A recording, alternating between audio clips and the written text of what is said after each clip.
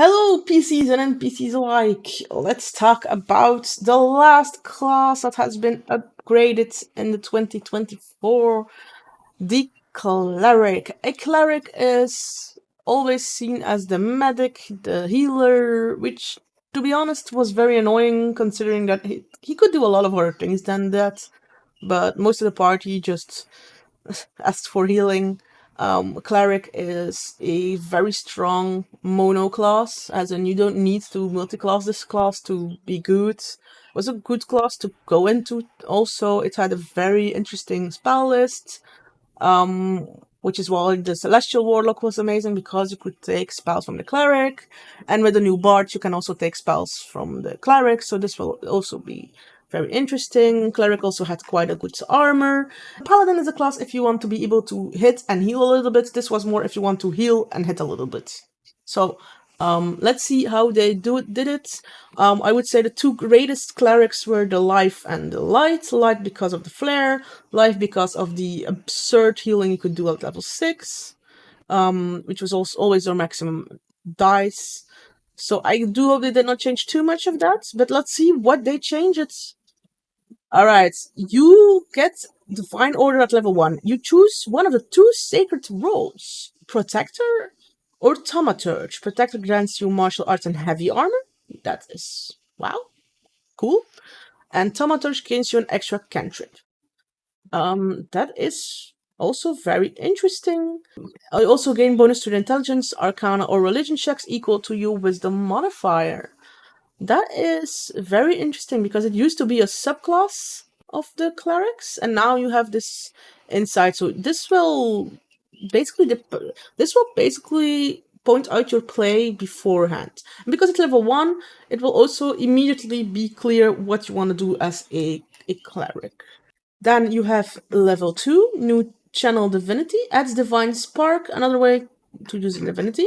Alright, to not invite when you're not fighting undead. It is true that a cleric that was against undead was an absolute beast, but you lost a little bit of that power with other things, and unfortunately, if you didn't have a lot of undead in your play, that could be a little bit annoying sometimes. Divine Spark. This is, as a magical action, you can focus divine energy towards a creature you see within 30 feet of yourself. Okay, nice range there. Then you can choose to heal or harm them. Ooh, distance heal and distance harm, but distance heal is rarer. Roll a d8 at your wisdom modifier, and if you're choosing to heal, you'll recover that amount in hit. They'll recover that amount in hit points. This ability scales up as you gain levels, but you can also force a creature to make a strength roll and deal damage, radiant or necro. That is great because this immediately frees your spells slots, because 1d8 is basically the cure wounds. It's a cure wounds from distance, and this makes it so you no longer have to use your spell slots to cure wounds, which means immediately you're no longer bound to just healing. This is great. This is amazing. This like I said, this frees up what you can do as a cleric. The damage is interesting, but to be honest, I think you're gonna be healing mostly. But this is great. As a cleric, nothing is more annoying than having to use that last spell slot to put back up the barbarian just to see him go down again. But if you have the divine spark, it's a channel divinity, so that's interesting. Right, turn on that is mostly the same, so I'm not gonna go over it. Then you have the subclasses, the light domain, trickery domain, and war domain. Light and life are great. Trickery was, duplicity was so stupid.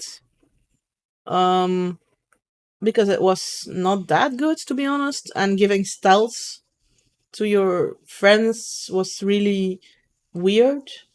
War domain was not the worst, but it was not played that much. So, but I'll go over that later. Let's go over Seer Undead. A nice little Seer. Let's do a reverse Seer on that one. Replaces Destroy Undead. Instead deals radiant damage to every undead, regardless of CR, that fails their saving throw against your turn on that. Okay. Not a big change, but that's not the worst. Blessed Strike, select one option. Okay, so you can choose options again. Yeah, you could really go into two different cleric types here.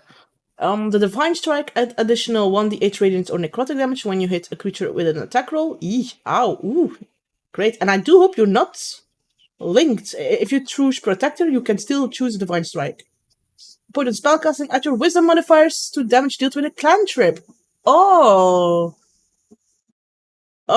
that's great! Wow, these are amazing changes. This is the 1d8 is potentially is will be 4 on an average, but your modifier at level 7 will be at least will be a +4. Empowered Strike, moving them to the players. You can customize. Yeah, I don't think yours. If you picked one, you can still pick the other one. So even if you picked a Thaumaturge, you can still go for the Divine Strike. Wow, I really like that change. I really like this. Will I go for a spellcasting cantrip or will I go for a hitting cleric? Root. Be honest, I would go for your cantrip. For the simple fact that you can just use a green flame blade, something like that, and you have then a steady damage of +4 or +5. At level 7, you'll have a +4, I think. As a magic action, choose any cleric. A spell of level 5 or lower that doesn't require a reaction. You can cast it without spending components or a spell slot. Restores after a long rest. So you gain as a divine intervention, and instead of the roll or the 100 and hope for pray to God that you can use it, you can basically choose one cleric spell and you can use it once. That is very interesting because you could go for a healing, but you can also just go for something to damage or something else that you want to keep on hand. Yeah, that's I would not. This will be a little bit of a preparation, so you'll need to know what are you doing so that you can prepare this. Oh no, as a magic action, you don't even have to prepare this. You just cast this when you want. Oh, okay. Yeah, that brings a lot of more utility then. That's great. Nice. The clerics. I smell clerics in my future. Improve Blessed Strike, increase Divine Strike to 2d8, and you can, when you damage something with a cantrip, you heal yourself for temporary hit points. Nice.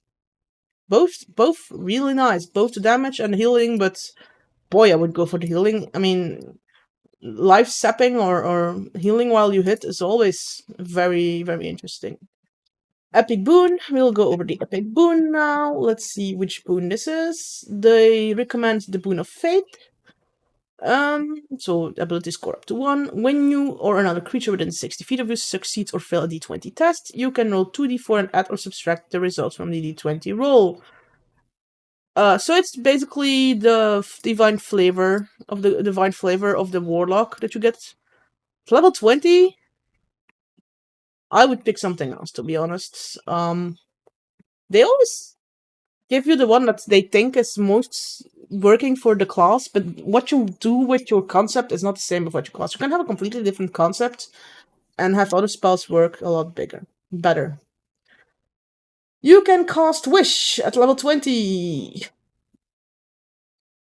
I absolutely always ban Wish. I do not give Wish things to my players. I mean, if you do that, great, and I think it's amazing. I don't do that. The problem is with wishes and with the deck of many things is jealousy. You have someone that makes a wish, and he wishes for all his stats to be 20 or 30, because apparently now you can go up to 30, and if he makes the wish, then he has that. And then he doesn't need the rest of the players anymore. That means that there's jealousy in it. I know that you could use it to save people and things like that, but the problem is that you cannot always. I mean, as a player, why wouldn't you want to get your skill up bumped to a 30? Why wouldn't you? You would love to have that. It would be fun to be overpowered or to be so. You want your players to be happy and to get a wish. The problem is, I personally think it's. I know it. I've seen groups they're up for lesser than that. Giving someone the ability to use your wish, you are not certain they will use the wish to save someone or to get the better ending. things like that bring power. And what if you have no one that you need to save? What if everything went very well during the thing? What if the bad guy was beaten easily and you do not need the wish? So I would not have given a wish, to be honest. I would have given a power word heal or a power word skill, a little bit like a bard has or something else. It's always dangerous. I also don't like to play the Duck of Many Things for the simple fact is, what if someone gets a wish or 3 wishes and the other one loses his soul? Loses his character. That's it's already difficult as a DM to balance out which item you give to who. So you have a little bit of or boon.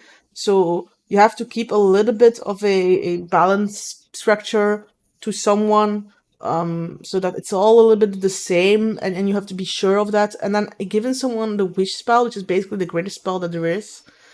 Yeah, I think it's dangerous, to be honest. I would not have done that. I understand why they do it, but I don't think it's a good idea. There had to be something much more interesting to give to the cleric. A true resurrection. Why don't you give a true resurrection? Yeah, it's something they might not use a lot, but I think a true resurrection would be a lot more interesting, to be honest. Or a true polymorph, if you want it. I mean, they can turn into a god then. I mean, that's still not the greatest, but... Alright, that's a lot of rambling, so let's go over the domains. Life domain. Disciple of Life and Preserve Life has moved up to level 3. Good. Blessed Strike has become basic. The domain spells are Blast, Cure Wounds, Lacerations, have been joined by 8. So 8. You get 8 with it. I've never used 8, to be honest. You get 5 temporary hit points every turn, not just at the start. Light domain, these holy light bulbs, warning flares are available at T3. That's good. See invisibility has been added to your domain spell list. Good. Not a lot of changes. Did not need changes, to be honest. It's really good. Trickery. They can invoke duplicity at level 2 and gain Blessing of the Trickster. At level 3, your mirror image domain spell has been replaced with invisibility. Much better. Level 6, they can all places with their illusion whenever they create or move them using their bonus action. Yeah, that's interesting. That's not bad, because it's still teleport, but it's another teleport, yay! But it's a little bit less of a teleport, more of a placement, but okay. At level 17, your illusion grants advantage to you and your allies when they attack a creature within 5 feet of it. And if you dispel the illusion, you can grant a number of hit points to a creature 5 feet of it. Okay, interesting. That's a great little upgrade. I think it's not super broken. I do not mind the fact that you switched your place with your illusion, because your illusion still needs to be up and it still needs to be alive, which can be tricky sometimes. Yes, so the war domain, you get Guiding Bolt as a prepared spell, and your Warlock's Blessing is no longer a single-use attack roll, but it allows you to cast Shield of Faith and Spiritual Weapon without using a spell slot and without requiring concentration. Spiritual Weapon did not require concentration unless they finally changed it. No, they didn't. And Shield of Faith, that's good, because the concentration was kind of useless. So I would say the War Domain feels more like a Defender. Protector, that's the one that screams, please, I will have AC way too much. But it's a good way of having a Cleric, to have a tanky one. The Life Cleric, just having the 8, okay. They did not need to change, so it doesn't matter. Same with the Light Domain, same with Visibility is nice, but they don't really need a change. Trickery had some changes with that thing, which will work a lot better, but I do think that the general changes in general about everything, the Cleric feels a lot more free of using its spell slot. I still don't know how many times you can use your Channel Divinity, because you gain 2 use at level 2, but now you get more options. So you still only have technically 2 free spell slots, but it's still 2 free spell slots that you... 2 free healings, sorry. 2 free healing that you still do not need to use your spell slots for. That is very good for freeing up those spell slots. The level 20 feature, I have my doubts with it. I just don't like wishing. So I would say that this was it. This was it for all the classes. I think some classes got the well-deserved love they needed, to be honest. I think the last three were actually quite okay. I think that the Bard and the Fighter are over it way too much. The Paladin got nerfed for absolutely no reason. And the Ranger got its upgrades, but he got his upgrades to go where the other classes were at 2014 and not at 2024. But I would say, all in all, I will try out this edition. If I do not like this edition, I will not play this edition. It's just as simple as that. 5e was a very good edition, and if it is backwards compatible, I will do some testing for that. I might just allow the players to pick which version they want. But anyway, I would say like, share, and subscribe. Please comment below. Feel free to speak about what you think. Do you want to have something to say about the cleric? Do you want to say something about the wish spell? Feel free to ramble on, and we'll see you on the next time. Bye.